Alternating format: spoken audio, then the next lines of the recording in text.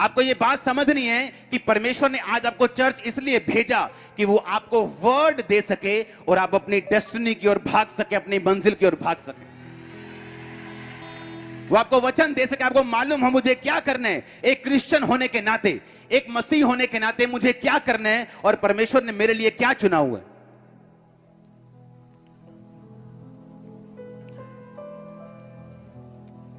सबसे हैरानी की बात यह है कि दो लड़कियों की पिक्चर मैंने चुनी थी और मैंने इसकी पिक्चर, सोनिया की पिक्चर सेकंड चुनी थी। सिर्फ 10% कि कोई ये ना बोले कि एक ही पिक्चर चुनी है, शायद इनको पहले से पसंद होगी तो एक ही पिक्चर चुनी है। तो दूसरी पिक्चर साथ में चुन ली कि ठीक है, दो हो, दो से बात करो जो मेरे मुताबिक हो। मैंने इंस्ट्रक्शन दी, मुझे ये चाहिए आत्मा में, और मुझे जिसके पास होगा उससे मैरिज करूंगा। और जो लड़की 90% सेलेक्ट हो चुकी थी, सिर्फ अपने कैरेक्टर की वजह से मैंने उसे रिजेक्ट किया। और सुनो मेरी बात, उसको आज तक नहीं मालूम कि मैंने उसे रिजेक्ट किया, उसे पता ही नहीं कि उसकी फोटो मेरे पास आई थी। इमेजिन करो अगर मैं इंसान होकर ऐसा कर सकता हूं। इमेजिन करो यहां पे मेरी बीवी बोल रही है और वो बीवी इसी चर्च की वॉलंटियर की गर्लफ्रेंड होती तो कितना बुरा लगता। और जब उसके बारे में पता कराया उसमें कमी निकली और मैंने कहा नहीं, मैं इसके साथ मैरिज नहीं करूंगा। इमेजिन करो परमेश्वर, उसने आपके हर एक जन के लाइफ में एक बड़ी योजना रखी है, पर जब वो आपकी लाइफ में पाप को देखता है वो उस योजना को चेंज कर देता है। अब वो भी मैरिड है, पर हमारे स्टैंडर्ड में जमीन आसमान नहीं, आसमान पाताल का फर्क होगा। और उसे नहीं मालूम क्योंकि मैंने अपनी पसंद की लड़की से शादी नहीं करनी थी, मैंने एक आत्मिक लड़की के साथ शादी करनी थी जो मेरे विजन को समझती हो। मैं आपको बता रहा हूं परमेश्वर कैसे काम करता है आपकी लाइफ में। मैं पवित्रताई में था, मुझे एक्सपेक्टेशन थी कि मेरी वाइफ पवित्रताई में हो जो मुझसे मिले, ताकि इतना बड़ा जो विजन है, दर्शन है, ये बिना पवित्रताई, बिना प्रार्थना चल नहीं सकता। अगर आज मैं आपके साथ आया हूं तो पिछली रात में अपने परिवार के साथ नहीं, अपने प्रेयर रूम के साथ बिता के आया हूं। आप मेरी बात समझ रहे कि नहीं? तो मुझे यह बात मालूम है, अगर मुझे यह विजन रन करना है जो एक आम इंसान की बात नहीं, मैं आपको दावा करता हूं यहां से बड़े से बड़ा पॉप स्टार, पॉप सिंगर ले आओ, इतनी बारिश में ऐसे लोगों को बिठाकर 6 घंटे रख के बताओ मेरे को, कोई नहीं कर सकता ऐसा। परमेश्वर कर सकता है, आमीन। अगर उसकी ग्रेस तभी हम पे होगी अगर हम वचनों के ऊपर चलेंगे तो। हालेलुया। परमेश्वर ने एक तरीका रखा हुआ है अपने लोगों को आगे लेके जाने का। उसने एक तरीका रखा हुआ है, अगर आप उस आत्मिक तरीके को फॉलो करते हैं, कोई जन आपकी ब्लेसिंग को रोक नहीं सकता। आपके लिए बेस्ट क्या है परमेश्वर जानते हैं, हां या ना? उसे मालूम है वो बेस्ट आप तक किस तरीके से लेके जाने, किस तरह से आपकी अगुवाई करनी, किस तरह से डिवाइन हेल्पर्स आपकी लाइफ में भेजने, ताकि वो लोग आपके काम को कर सके। आज मेरी वाइफ ऑफिस का काम करती, सारे काम करती 100% परफेक्शन में। यह तभी संभव है जब मैं परमेश्वर के साथ था और परमेश्वर ने मुझे वो दिया जो उसकी ओर से था, ना कि जो इस संसार की ओर से था। और आपको क्या लगता है, अगर मेरा कैरेक्टर ढीला होता तो मैं भी ढीले वाले के साथ ही फंसता? ये मुझे मालूम है, क्योंकि जो कुछ आप परमेश्वर को देंगे परमेश्वर आपको वो वापिस करेगा। बाइबल कहती, उसने सुलेमान दाऊद को कहा मैं वंशों तक तेरा घराना चलाऊंगा। उसने येहू को कहा मैं पड़पोते के पुत्र तक तेरा घराना चलाऊंगा। किसी को बोला 16 साल, किसी को बोला 20 साल। ये डिपेंड करता था कि उसने परमेश्वर को क्या दिया, कितने दिल तक दिया। सिर्फ पैसा नहीं, अपनी जिंदगी, उसके कामों को करने की ललक, उसके वचन पे चलने की प्यास, ये सब मायने करता है। ऊंची आवाज में बोलो हालेलुया।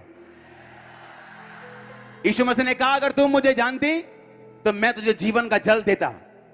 आज जब हीलिंग होती, वो क्या है? वो जीवन का जल है। आज जब आप प्रचार करने के लिए जाते हो, जब आप बातें करते हो, लोग बोलते हैं जब आप बात करते हो मेरे दिल में कुछ होता है, जब आप बात करते हो मेरे दिल में कुछ टच करती है चीजें। ये जीवन का जल है जो आपके अंदर आ रहा है अभी यीशु मसीह के नाम में। और उसने सिर्फ मुझे नहीं भेजा जीवन के जल के साथ, क्वायर गाएगी जीवन का जल बहेगा, आप बोलेंगे जीवन का जल बहेगा, इवेंजलिस्ट बोलेंगे जीवन का जल बहेगा। उसने कहा अगर मैं तुम्हें वो जल दूंगा तो कभी प्यासा ना होगा। हालेलुया। आज लोग प्यासे हैं, उन्हें प्यास रहती है, काश मेरा हस्बैंड मुझसे प्यार करता हो, काश मेरी वाइफ मेरी बात सुनती हो, काश मेरे बच्चे मेरे कहने में हो। वो हमेशा प्यासे रहते अपनी लाइफ में। यीशु मसीह ने कहा अगर तू उस जीवन जल को पी लेगा जो मैं तुम्हें दूंगा तो कभी प्यासा ना होगा।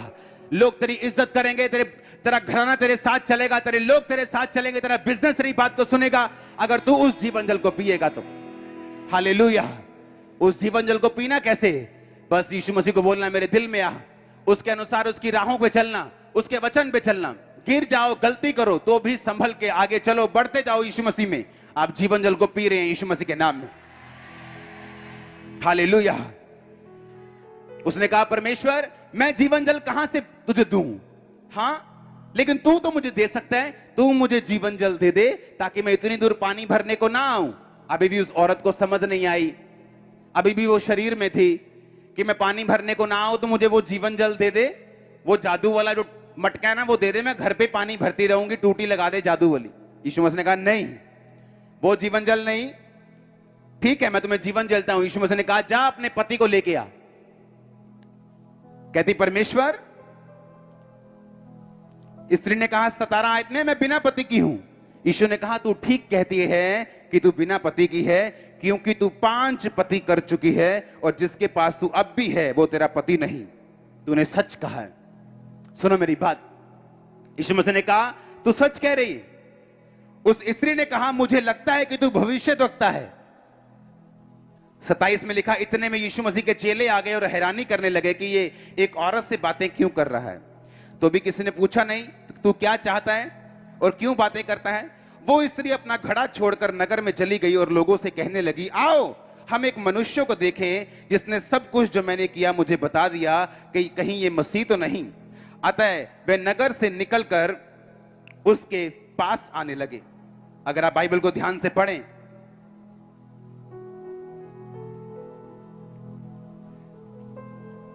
तो 39 आयत में लिखा उस नगर के बहुत से सामरियों ने उस स्त्री के कहने से यीशु पर विश्वास किया, क्योंकि उसने ये गवाही दी कि मैंने जो भी काम किए यीशु मसीह ने मेरी सारी जिंदगी मुझे बता दी। वो सामरी कहने लगे आओ हमारे पास परमेश्वर। तो वो वहां 2 दिन तक यीशु मसीह उनके पास रहे और यीशु मसीह ने वचन दिया और बहुत से लोगों ने यीशु मसीह पर विश्वास किया। और उस गांव के लोगों ने उस औरत को कहा अब हम तेरे कहने से ही नहीं विश्वास करते, परंतु हमने आप भी सुन लिया और जान लिया कि यही जगत का उद्धार करता है। सुनो ध्यान से।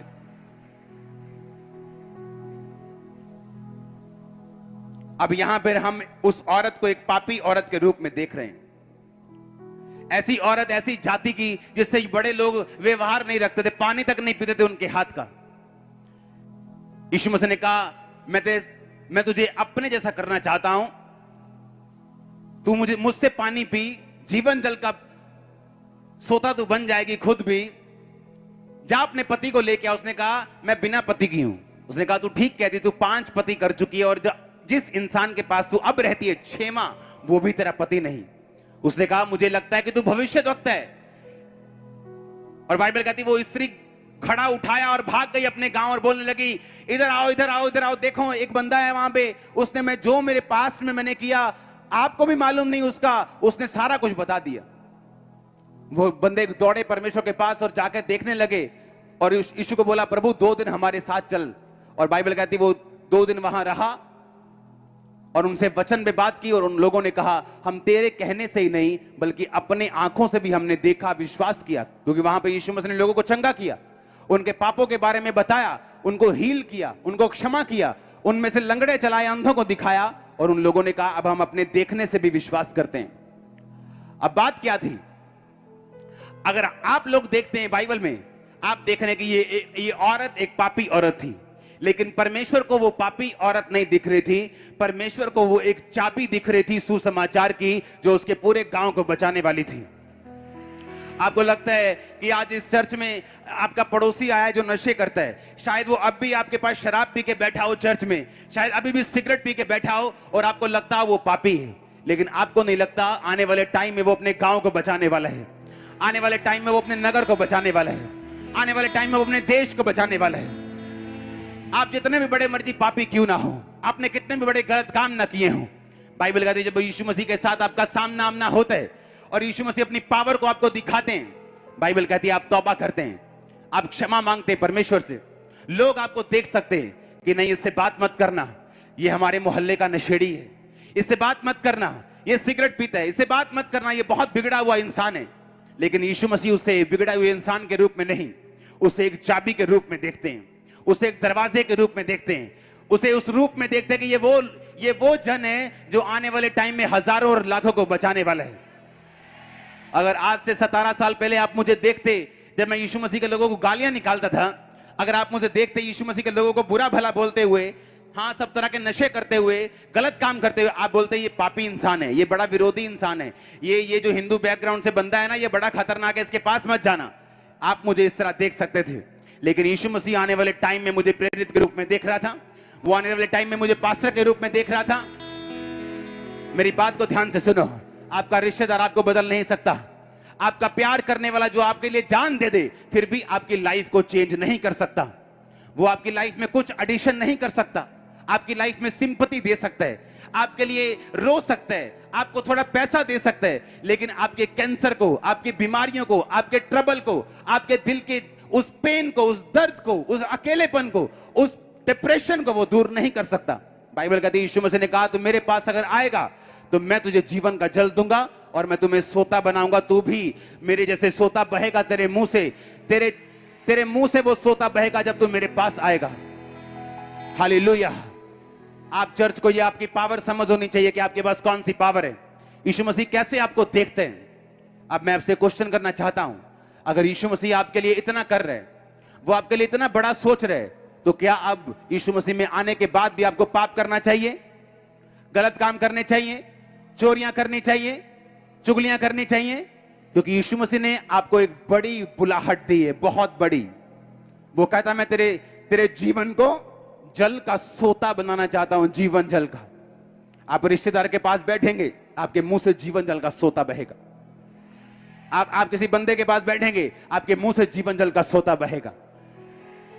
अब वो टाइम नहीं है कि हम अपने जवानी के टाइम को बॉयफ्रेंड और गर्लफ्रेंड बनाने में वेस्ट कर दें। इस चर्च की एक गवाही मुझे याद है, एक सिस्टर काम करती थी किसी मॉल में, और उस मॉल में एक लड़के ने कहा आप मुझसे फ्रेंडशिप करोगी? उसने कहा मेरी फ्रेंडशिप पहले से ही है। किसके साथ? उसने कहा जीसस क्राइस्ट के साथ मेरी फ्रेंडशिप है, मैं लोगों के साथ फ्रेंडशिप नहीं करती। वो लड़का बड़ा हैरान हुआ, उसने कहा ये कौन सी लड़की है, ये कैसी लड़की है? आम लड़कियां तो क्या झट एक्सेप्ट कर लेती, ये कौन सी लड़की, ये कौन से जीसस की बात कर रही? उसने कहा ठीक है मैं तुम्हें चर्च लेके चलूंगी, तू वहां देखना हम कैसे वर्शिप करते हैं, कैसे हम परमेश्वर के वचन को मानते हैं। वो लड़का भी चर्च में आया, उस लड़की ने बपतिस्मा लिया, और लड़का अलग से बहन भाई की तरह, हाँ ये नहीं बॉयफ्रेंड गर्लफ्रेंड बना के चर्च में आए। जब हमें यीशु मसीह के बारे में मालूम हो गया कि वो पापियों से प्यार करता है, तो क्या अब भी पाप करते नहीं? हाँ, वो हमें मालूम हो गया कि पापियों को चुनता और ऊंचा करने के लिए आया, तो क्या अब भी हम पापियों की तरह उसी गटर में, उसी पाप में फंसे रहे? उसने कहा मैं तुम्हें जीवन जल का सोता दूंगा, क्या तू पीने के लिए तैयार है? हाँ, उसने कहा मैं तुम्हें जीवन जल का सोता दूंगा, वरन तो वो तेरे मुंह से तेरी जिंदगी एक सोता बन जाएगी, क्योंकि अभी वो तेरी जिंदगी सोता नहीं है। क्यों? क्योंकि अभी तू पाप में है, तू 6वां पति तू कर चुकी, तू पाप में है। लेकिन अगर तू मुझे कहे मैं तुम्हें जीवन जल का सोता दूंगा, मैं तेरे पापों को माफ कर दूंगा, जो तेरे रिश्तेदार नहीं कर पाए, समाज ने रिजेक्ट कर दिया। बताइए क्यों? उन्हें मालूम था ये कैरेक्टरलेस औरत है। दोपहर को अकेली पानी भरने के लिए जाती थी, कोई उसका साथी नहीं था, कोई सहेली नहीं थी। समाज आपको कुछ नहीं दे सकता, रिश्तेदार कुछ नहीं दे सकते। और झूठा अफसोस करन जाते ना लोग, चलो आओ कितने जाना अफसोस कर आइए, चलो जी अफसोस करन जा रहे, ओके हाँ भैन जी वो माड़ा होया, चलो जो रब दी। और इधर टाइम देख रहे हैं, दुकान बंद ही ना हो जाए सूटां ली। हाँ, क्योंकि उसके बाद सीधा कहां जाना है? सूटों की दुकान पे, क्योंकि अब आए तो हुए इतनी दूर, शॉपिंग करके जाते हैं, सूट भी ले जाओ, मधानियां भी ले जाओ, पतीले भी ले जाओ, रबड़ा भी ले जाओ, सारा कुछ ले जाओ। गलती इनकी नहीं है, दुनिया है ही ऐसी। तो जो सच्चा परमेश्वर है, जो कह रहा है अच्छा तू छोटा है मैं तुम्हें बड़ा कर दूंगा, अच्छा तू गरीब है मैं तेरे लिए आया हूं, तू कुचला हुआ है मैं तेरे लिए आया हूं, सुनो मेरी बात। वो कह रहा है मैं तुझे जीवन जल का सोता बना दूंगा, मैं तुझे आशीषित कर दूंगा, मैं तेरे भाइयों के मध्य में तेरा अभिषेक कर दूंगा, तेरा वंश पराक्रमी होगा, तेरा वंश बचाया जाएगा, मैं तुम्हें इतनी बरकत दूंगा, रखने की जगह नहीं होगी। उसको हम बोलते हैं नहीं नहीं, ये वाला नहीं चाहिए था। वही रिश्तेदार चाहिए जो फेक है, जो नकली है, जो नकली अफसोस करने के लिए आते हैं, हमें वो चाहिए। यहोवा परमेश्वर ने कहा ये लोगों को राजा चाहिए जैसे अन्य जातियों में राजा होता है। इन्होंने तुझको नहीं शमूएल, मुझको निकम्मा समझा क्योंकि मैं इनका राजा था। आपको वो नहीं करना जो अन्य जातियां करती हैं, आपको वो नहीं करना जो अन्य लोग करते हैं, जो रीति रिवाज वो अपनाते हैं, जो सिस्टम वो अपनाते हैं। नहीं तो आप अभी आत्मा में नहीं। इसका मतलब ये नहीं कि अगर आप इनको फॉलो करेंगे आप यीशु मसीह आपको त्याग देगा, वो आपको त्यागेगा नहीं, पर आप परफेक्शन में नहीं होंगे और आपकी लाइफ की कुछ बरकतें ऐसी हैं जो बोलती हैं, जिस तरह अब्राहम का इसहाक बोलता था, एस्तर की कुर्सी बोलती थी। हाँ या ना, हाँ या ना। इसहाक की जो 20 साल बाद बच्चे थे वो बोलते थे। आपको उनको आके बोलने भी की जरूरत नहीं थी, हालेलुया आज मेरा नाम है, मैनू खुदा ने दो बोलने की भी जरूरत नहीं थी। उनकी बरकतें देखकर बोलते थे, देखकर समझ आती थी क्या है। पता है क्यों? पता है क्यों? क्योंकि वो बरकतें जो बोलने वाली हों, जो आपके विरोधियों के मुंह पर चेपी लगा दें, टेप कर दें, वो बरकतें परफेक्शन में मिलती हैं। आपको वो हील कर देगा, डिलीवर कर देगा, बरकत दे देगा, केस से बाहर कर देगा। लेकिन कुछ ऐसी ब्लेसिंग्स हैं, कुछ ऐसी बरकतें हैं जो इतने हाई लेवल की हैं, जो इतनी बड़ी हैं, जो आपकी लाइफ में अगर आई, आपका विरोधी लाइफ टाइम आपके सामने मुंह नहीं खोल पाएगा। आपको मालूम कौन थी, कौन सी बरकतें? बाइबल कहती हन्ना और पनिन्ना। हन्ना की कोई संतान नहीं थी, उसके पास पैसा था कि नहीं था? बोलो, था ना? पति था ना? प्यार करने वाला था? हां। घर था? हां। बरकत थी, पैसा था, सब कुछ था, पर एक चीज मिस थी, वो था उसके संतान नहीं थी। अब उसे वो चीज चाहिए थी जो उसके विरोधियों का मुंह बंद कर दे, और वो उसे पता कब मिली? जब वो परफेक्शन में आई। कैसे? पहले रोती थी, हाय रब ने दा क्यों कीता, पति के साथ लड़ती थी, इमोशनल हो जाती थी, लेकिन इतने साल इमोशनल होने पर भी उसकी कोख नहीं खुली। एक दिन खुदा के घर जाके बोलती, प्रभु मैं मन्नत मांगती हूं, जो बेटा तू मुझे देगा मैं तेरी महिमा के लिए दे दूंगी। बाइबल कहती परमेश्वर का दास उसे देख रहा था, उसने कहा इधर आ, तू क्या बड़बड़ कर रही है, कौन सा नशा किया है? कहती नशा नहीं किया, मैं सताई हुई हूं, कुड़ाई हुई हूं। उसने कहा जा, इस्राएल का परमेश्वर यहोवा तुझे मन चाहा वरदान दे। उसके दास ने एक लफ्ज बोला, बाइबल कहती वो कभी उदास नहीं रही, और बाइबल कहती अगले साल शमूएल उसकी लाइफ में आया। सुनो मेरी बात, ये वो बरकत थी जिसने उसके विरोधियों के मुंह को लाइफ टाइम के लिए बंद कर दिया था।